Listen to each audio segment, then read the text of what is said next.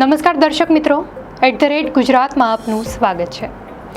દ્વારકા નગરી ગુજરાતના ઇતિહાસ અને સંસ્કૃતિનો એક ખૂબ જ મહત્વપૂર્ણ ભાગ છે। પૌરાણિક કથાઓ અને મહાકાવ્યો અનુસાર આ પ્રાચીન નગર ભગવાન શ્રી કૃષ્ણ દ્વારા વસાવવામાં આવ્યું હતું અને તે એક સમયે ખૂબ જ સમૃદ્ધ અને ભવ્ય હતું। દર્શક મિત્રો, જન્માષ્ટમી નિમિત્તે જાણીએ કે ગુજરાતની દ્વારકા દરિયામાં ડૂબી એ પહેલા ત્યાં કોણ રહેતું હતું અને પ્રાચીન નગર કેવું હતું। ગુજરાતના દરિયાકાંઠે આવેલું દ્વારકા નગર હિન્દુ પૌરાણિક કથાઓમાં વિષ્ણુના 10 અવતારમાંથી એક અવતાર મનાતા કૃષ્ણના ભક્તો અને માન્યતાઓને વિજ્ઞાનની કસોટીની એરણે મૂકીને અભ્યાસ કરતા વિદ્વાનોને એક સરખું આકર્ષે છે।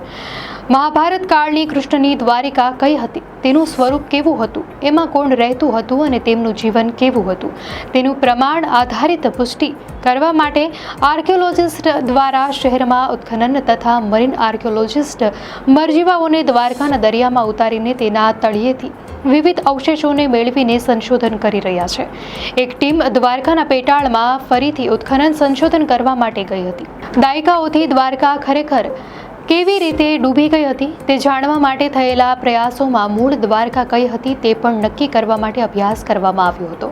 પુરાણો, દંતકથાઓ અને આધુનિક પુરાતત્વીય સંશોધનોના આધારે એવું માનવામાં આવે છે કે હાલની દ્વારકા શહેર અને તેની આસપાસના અન્ય સ્થળો વચ્ચે મૂળ દ્વારકાનું સ્થાન નક્કી કરવામાં આવ્યું છે।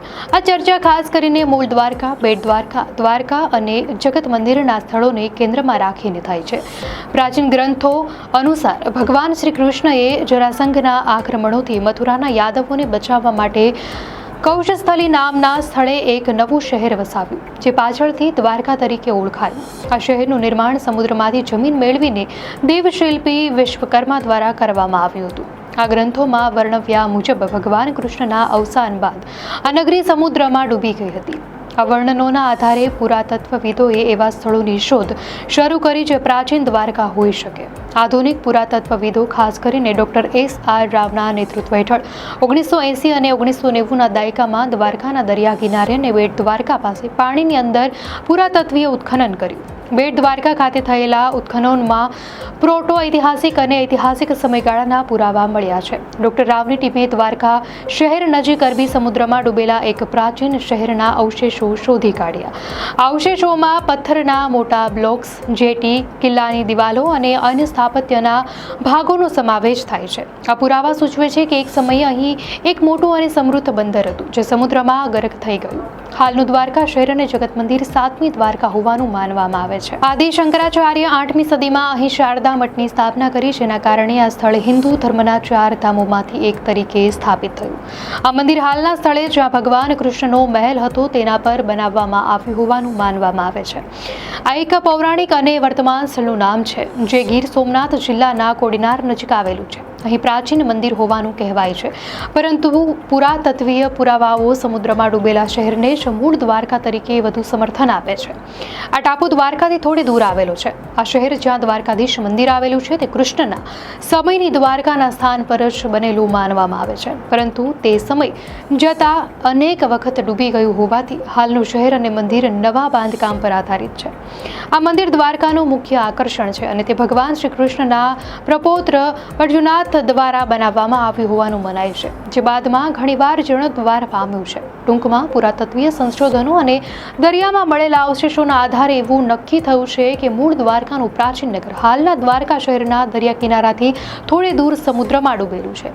બેટ દ્વારકા, જગત મંદિર અને આજનું દ્વારકા શહેર તે પૌરાણિક વારસા સાથે સંકળાયેલા અલગ અલગ સ્થળો છે।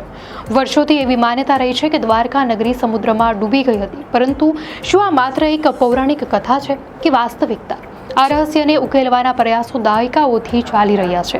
સુપ્રસિદ્ધ પુરાતત્વવિદ પ્રોફેસર S.R. રાવે આ સંશોધનોને નવી દિશા આપી। તેમણે તેમના પુસ્તક મરીન આર્કિયોલોજી ઓફ ઇન્ડિયામાં 1963ના ઉત્ખનનનો ઉલ્લેખ કરતા જણાવ્યું છે કે તે સ્થળ મહાભારત કાળની દ્વારકા હોવાનો સંકેત આપે છે। આ સંશોધનોનો નવો યુગ 1981માં મરીન આર્કિયોલોજી સેન્ટરની સ્થાપના પછી શરૂ થયો। 1983માં પહેલીવાર બેટ દ્વારકાના દરિયાના પેટાળમાં ઉત્ખનન કરવામાં આવ્યું। ત્યારબાદ 1990 સુધીમાં 9 મોટા ઉત્ખનન કરાયા।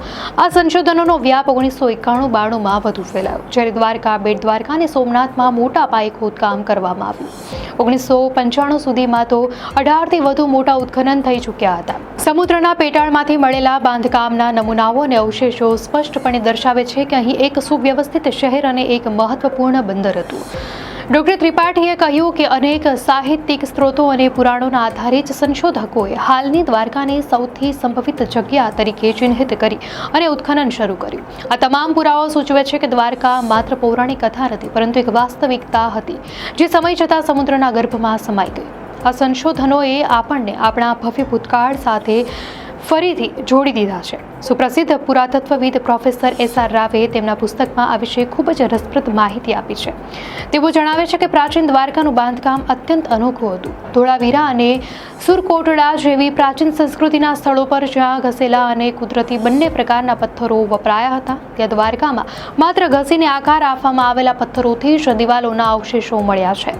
આ ઉપરાંત તેમણે એ પણ જણાવ્યું છે કે દ્વારકાના મકાનો ખૂબ મોટા હતા. ભલે સંપૂર્ણ મકાનો ન મળ્યા હોય, પણ જે અવશેષો મળ્યા છે તેના પરથી અંદાજ લગાવી શકાય છે કે ઘર 20 મીટર લાંબા અને 10 મીટર પહોળા હોઈ શકે છે. દ્વારકામાં કરવામાં આવેલા ઉત્ખનનમાં જે અવશેષો મળી આવ્યા તેના પરથી આદર્શ નગર રચનાના પણ કેટલાક સંકેતો મળે છે. મળી આવેલા અવશેષો પરથી પ્રતીત થાય છે કે દ્વારકા લગભગ 4 કે 6 ચોરસ કે લંબચોરસ ભાગમાં વહેંચાયેલું હોવું જોઈએ. કિલ્લાના ઓછામાં ઓછા 4 પ્રવેશ દ્વારો હોય તેવું ફલિત થાય છે. તેનાથી વધુ પણ હોઈ શકે.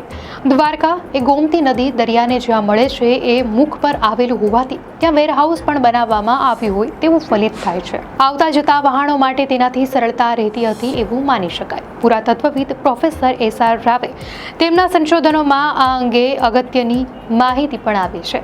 તેઓ લખે છે કે પ્રાચીન દ્વારકામાં ઈસવીસન પૂર્વે 2300ની આસપાસ એક વિશાળ બંદર હતું, જેમાં 240 મીટર લાંબુ અને 13 મીટર પહોળું એક પ્લેટફોર્મ હતું. તેની બાજુમાં જ 64 બ્લોકનું મોટું વેરહાઉસ પણ મળી આવ્યું હતું. આ દર્શાવે છે કે દ્વારકા માત્ર એક ધાર્મિક નગરી જ નહીં, પણ એક મહત્વનું વ્યાપારિક કેન્દ્ર પણ હતું. હવે જાણીએ કે બેટ દ્વારકામાં કોણ રહેતું હતું. આ શિલાલેખો એ વાતનો પ્રથમ સચોટ પુરાવો છે કે ઈસવીસન પૂર્વે 1001 થી 2000 સુધીમાં લખવાની કળા પ્રચલિત હતી અને દ્વારકાના લોકો સુશિક્ષિત હતા. પ્રોફેસર એસ.આર. રાવના મતે આ લિપિએ આગળ જતા ઇન્ડસ લિપિના વિકાસમાં મોટો ભાગ ભજવ્યો અને ઇન્ડસ અને બ્રાહ્મી લિપિ વચ્ચેની ખૂટતી કડીને જોડવામાં પણ મદદ કરી. આ શિલાલેખો પર વપરાયેલા શબ્દો એ પણ સૂચવે છે કે મહાભારત કાળમાં સંસ્કૃત ભાષાનો ઉપયોગ કેટલો પ્રમુખ હશે. આ ઉપરાંત આ સંશોધનોએ તે સમયની કળા અને સંસ્કૃતિ પર પણ પ્રકાશ પાડ્યો છે. દ્વારકામાંથી મળી આવેલા માટીના વાસણો અને અત્તરની શીશીઓ પરથી તે સમયની કળા કારીગરીનો અંદાજ મળે છે. પ્રોફેસર રાવ વધુમાં જણાવે છે કે પ્રાણીઓના સીલ પરથી તે સમયના જુદા જુદા સમૂહો વિશે પણ ખ્યાલ આવે છે. ઉદાહરણ તરીકે બળદનું સીલ કદાચ ખેતી સાથે સંકળાયેલા લોકો દર્શાવે છે, જ્યારે બકરીનું સીલ માલધારી સમૂહોનું પ્રતિનિધિત્વ કરે છે. મળી આવેલું યુનિકોર્ન, જે હકીકતમાં શિંગડાવાળો ઘોડો છે, તે દેવતાનું પ્રતીક હોવાનું મનાય છે. પશુપતિ સીલમાં 3 મોંવાળા દેવતાનું ચિત્ર પણ મળી આવ્યું છે. આ બધી શોધો એ વાતનો પુરાવો આપે છે કે પ્રાચીન દ્વારકા એક અત્યંત વિકસિત, શિક્ષિત અને સાંસ્કૃતિક રીતે સમૃદ્ધ નગરી હતી.